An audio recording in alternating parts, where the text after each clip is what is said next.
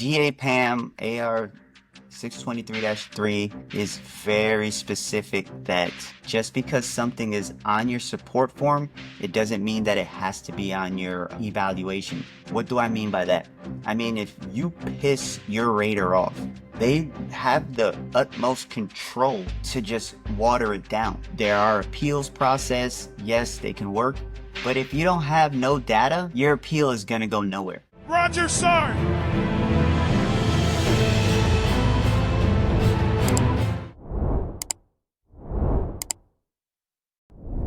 If you want a better NCOER, then stop ignoring the support form. This one sheet of paper, it's going to shape how leaders evaluate you, but most NCOs, they just treat it like it's busy work. Just don't be that soldier. Welcome to the Roger Sarnt podcast, where we talk all things Army. And I'm your host, Sarnt Cruz. And today, we're talking about the NCOER support form 2166-9-1 alpha and why it even exists in AR and DAPAM 623-3. But without further ado, let's get started. So this is an overview of what a DA form 2166-9-1 alpha. If you want a more in-depth review of it, I did a video on it before. If you want me to walk you through one, because I have the Army virtual desktop at home now, just drop it in the comments and we can do a video on that. I'll do it live. I don't care. But just let me know in the comments. So the 2166-9-1 alpha, it's the support form. It's literally your roadmap to a solid NCOER. That's literally it. It's supposed to be drafted within your first 30 days of your rater starting the rating period. Once they say, hey, Sarnt Cruz is your rater, I have 30 days to draft this document with you and sit down, and we're going to discuss what your performance goals and objectives are. And there's a block that you're going to write all of those. And this is how I am going to make sure that you meet your objectives and your goals. Now, on the flip side, if you put something that's unattainable, then you're just hurting yourself. For instance, if you are 40 credits away from a bachelor's, you're not going to say, I want to get my bachelor's degree within this rating period, because you're setting yourself up for failure. What you really want to do is say, I want to accomplish 20, 15, 10 semester hours. And then within that rating period, when you do it, and then that goes on there as you are knocking out your goals and objectives. Another thing that this is really good for is you can document your daily impacts and your accomplishments, right? And the good thing about that is, because you have access to it, you on your own can go in there and you can check that block, or you can write down, or you can type in what it is that you did. So if I say I need you to get HHC 72 up, and you knock that out within the first quarter, first 2 months, whenever you knock that out, you can go ahead and put it in that block, got it up, and then you put the amount of time. Another thing is, make sure that you keep a running log on your own phone, on your own green book, however it is that you write things down. I personally have an iPad, but use that to document what you're doing, because whether you like it or not, your NCO is going to tell you, give me all your accomplishments. It's going to happen. You fight it if you want to. I don't care. But it's going to happen. And what you got to do is you got to be ready to provide this information. Because I can't, as an NCO, I have 6 other staff sergeants, another 3 sergeants that I'm probably going to have to rate. And it's hard to keep track of everything. Can I do it? Sure.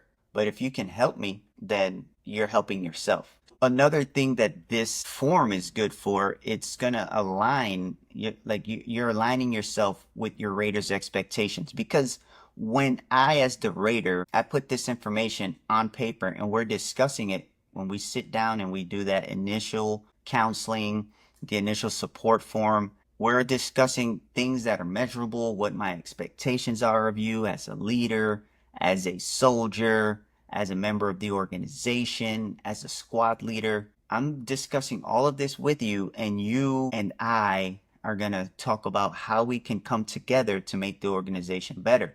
and I'm going to put that in a bullet format. And therefore, and I know what is expected of you during this rating period. The importance of it is tracking how you perform against the attributes and the competencies, because I'm not just making up this rating scheme on my own. I'm following what it is that the Army tells me to do in order to accurately rate you. And again, I've done videos on the attributes and competencies. You can go back and watch those. I've done podcasts on it. You can also, on the 2166-1 alpha, let's just call it the -1 alpha. So on the -1 alpha, if you go to page 3 and page 4, it has the attributes and it has the competencies, and it has all the bullets nested in there on how you can measure yourself against the leadership requirement model, because that's what it's all called. And therefore, you already know you're working your way towards that. The form, it's treated like it doesn't matter, but it does, because at the end of the rating period, it's going to help your rater write accurate and stronger bullets. That's the thing. Like I told you, you have DAPAM, you have AR 623-3, but it's not telling you exactly how to write bullets. You have AR 25-50, which is Army writing, but it's just telling you that you have to be clear, concise, and to the point. It doesn't tell you how to write a bullet. But these pages on the -1 alpha 3 and 4, they have the information you need, and it's so overlooked. I cannot tell you. I made a video on TikTok on just how to write an NCOER bullet, and it blew up more than what I expected. But I did know that there's a lack of knowledge when it comes to writing NCOER bullets, or just NCOERs, period. And that's a gap that we have. And when you're making that conversion from specialist to sergeant, you must understand how it works. You don't want to let someone put these filler bullets inside your NCOER and you don't even know that it's a filler bullet, because the information has to be quantifiable and qualifiable, quantitative and qualitative, right? How much did you do for how many people? How much did you do for how many pieces of equipment? And you have to understand how to write that in 2 lines. You don't have a paragraph. So there's an art to writing the NCOER, but in order to write said NCOER, you have to have the information. And this information is tracked anytime you want to go into EES and update it on the -1 alpha. It just makes monthly counselings a lot easier, and they make it more meaningful, because you sit down with me and you know that I'm going to be discussing things that you've done. And now I'm going to sit down once we've discussed exactly what it is that you did and how you did it and how you updated it, and I'm updating it. Now we're going to discuss the art of putting that into a bullet format, because now it turns into a small one-on-one LPD, a little leader's time training, right? Professional development. Because if we have time, which we make it, then I can show you something. It makes the counseling session more meaningful. One of the most important things is that it's going to show proof of your development.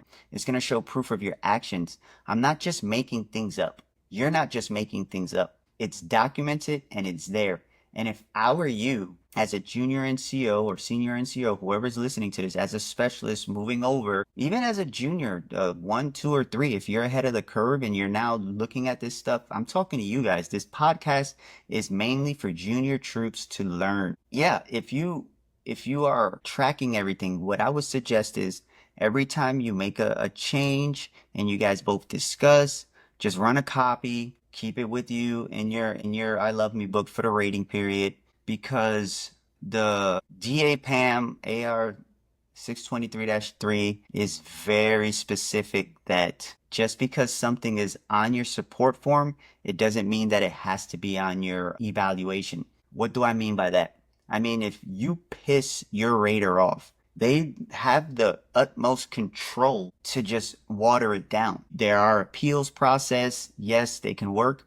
But if you don't have no data, your appeal is going to go nowhere. Now you have to depend on someone else. If they witnessed it, now you're looking for witness statement. It's way too much work. So every time you update it and you discuss it with your counselor, which with me, let's say for instance, I'm counseling with your leader. You run a copy, have them sign it, however you want to do it, just do it.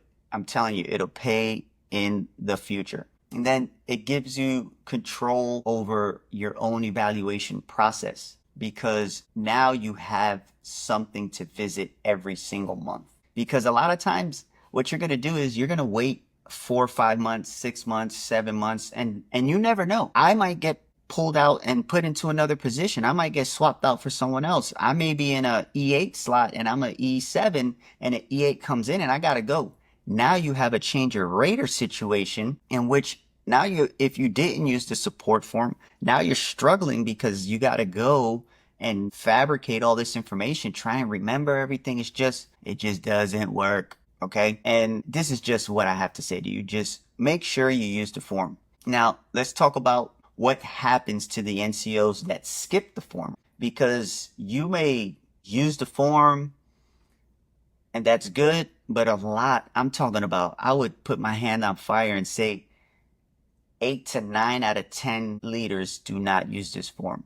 So if you don't use the form, you're going to get vague NCOERs. Your achievements are going to get overlooked, and you're going to have missed opportunities because now you're going off the top of the dome. And we all know that in the Army, there's too much going on to remember any and everything that you've done in the past 120, 160, 180 days, whatever it is, right? So that's when you start getting those filler bullets, those made the hard right instead of taking the easy left, whatever it is that they talk about. You're going to forget, like I said, you're going to forget things that you've done. They're going to forget because they have so many people. Now they're looking at old NCOERs that they've made, and then they're trying to pair something. And it's just, oh man, it's just something you just don't want to go through, right? So just make sure that you keep track of the expectations. You got to keep track of the roadmap to success, man, like I just previously stated, because if not, it's not the one you want, okay? The 2166-9-1 alpha isn't just a requirement, it's a strategy. If you're a smart soldier, they don't just react to ratings, they shape the ratings. They get into the habit of being proactive, which is what I want you guys to do. Be proactive. We always talk about the Army's reactive. We don't do things until something happens. And it's the same thing with your NCOER. You're not going to be upset until they forget bullets and you get a trash NCOER and now you're upset. So do me a favor, share this with your team leaders, your squad leaders, drop a comment. If you've actually filled one of these out this quarter or ever, like, subscribe, follow for more Roger Sargent soldier breakdowns that they don't teach at BLC or ALC. Because I'm telling you, I was a BLC teacher, instructor, and if it wasn't me doing it, it's not in the curriculum. We go over the what is that called? The leadership requirement model, and we're not required to go into the NCOER, but we did though. But yeah, they don't teach this over there at BLC. They don't teach it at ALC. Once you're at ALC, you're MOS specific. So where are you going to learn it? I'm going to teach it to you. And then remember, you don't have to embrace the suck if you got the right tools in your ruck. I'm Sergeant Cruz, and I'll see you in the next one. Peace. Roger Sargent!